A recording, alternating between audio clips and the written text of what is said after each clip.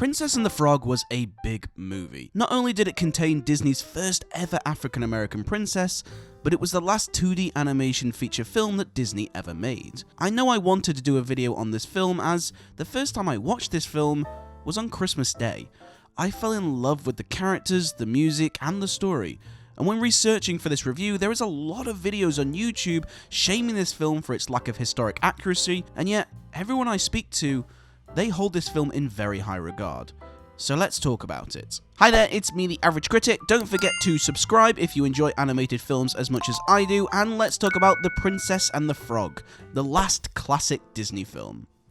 So, Princess and the Frog came out after the post-Renaissance period of Disney films. The great Disney period was unfortunately over, and Disney films were really struggling to hit audiences with films like Chicken Little and the very underrated Treasure Planet.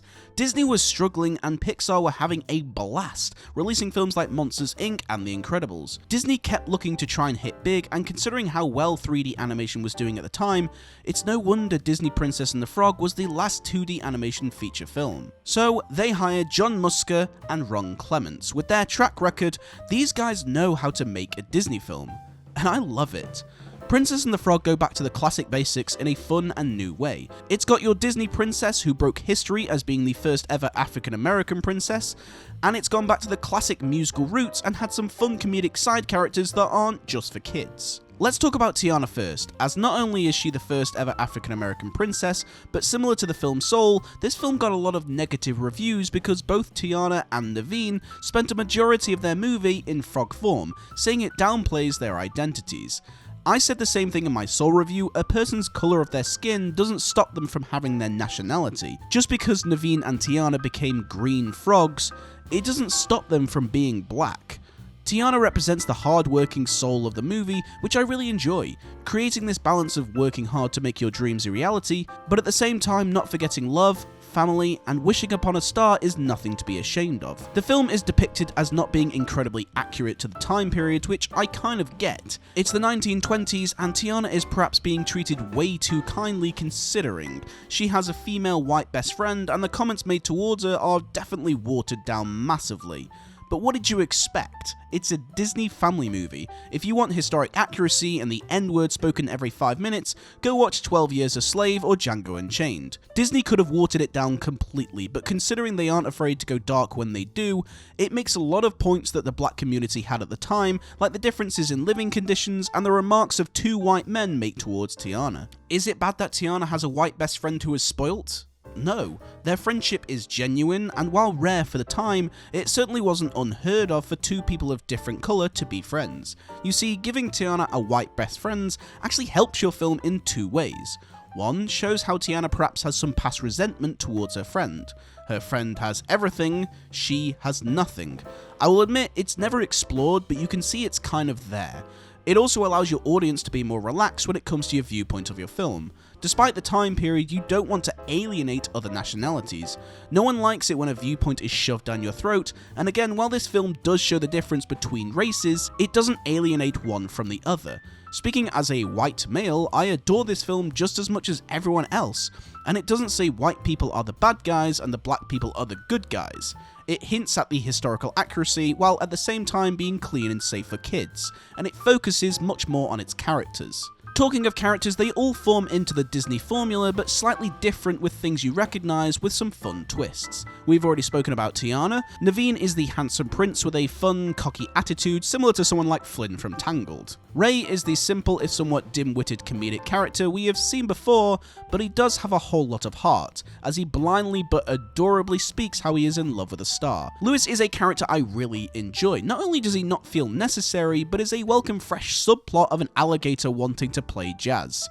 Louis sounds and acts like the classic jazz musicians of the era, with Louis Armstrong being an obvious inspiration. His character is so fun and easy, and does the classic idea of making a character's dreams feel impossible due to what they are. But he is animated in such a fun and delightful way, really bouncing off the screen, and is a definite standout performance, not just from the actor, but from the animators. And of course, we have to talk about Dr. Facilier goes down with the likes of Hades and Ursula as some of the best Disney villains. He's charismatic when he wants to be, he's scary when he needs to be, and oh yeah, he's voiced by the legendary Keith David, which by the way, who the hell knew he could sing so well? His motivations feel realistic, but you can't help but enjoy every scene he is in. So its characters have strong motivations, needs, and wants, which all feel fresh and realistic. The Princess and the Frog goes back to its musical roots, and what a comeback it is. Obviously taking point from the success of films like Toy Story and Monsters Inc., the musical score is composed by none other than Randy Newman, who does an amazing job at scoring this film. The whole score and even the music feels so Disney and so Randy Newman-esque.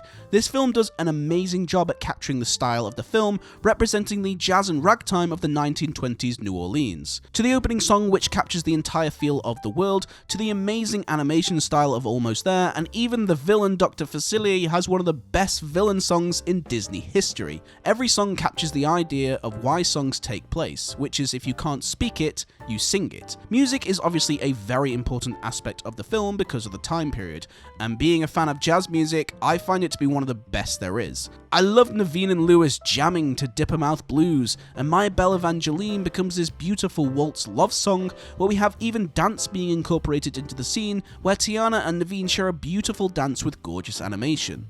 The music feels just as important as everything else. Even in some early Disney movies, the music feels good, but the music feels nothing more than a genre for the film to fill time. With The Princess and the Frog, the music feels necessary. It sets up the world, it's a great time period for music, and the music represents a lot of the characters. Naveen and Lewis, of course, having a huge love for music. Tiana learns throughout the course of the movie to enjoy music and dance. Music plays a huge role throughout the whole film and is a strong contender for being one of Disney's best soundtracks. The only song I think doesn't work is the credit song Never Knew I Needed, as it's just too much of a contemporary number for a song set in such a classic time. It feels very out of place.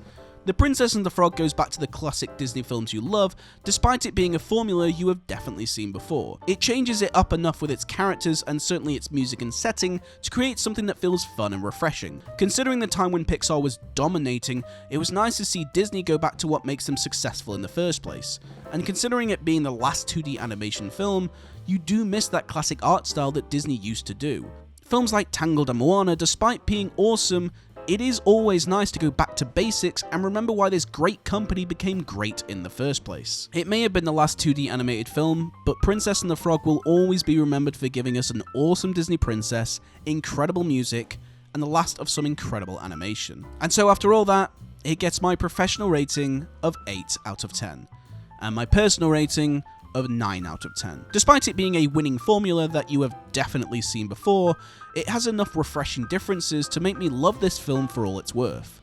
And it is probably the last classic Disney film we ever received. So thank you for joining me in this video. If you enjoyed it, please make sure to hit the like button, and if you want to see more videos on your favorite animated films, make sure to hit that subscribe button, as I see most of my views come from people who aren't subscribed. Make sure to give me a follow on Instagram, Twitter, and TikTok. And let me know in the comment section some of your thoughts on Princess and the Frog.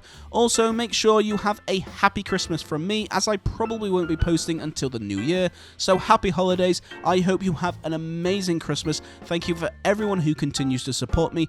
Merry Christmas, everyone, and I will see you all in the next one.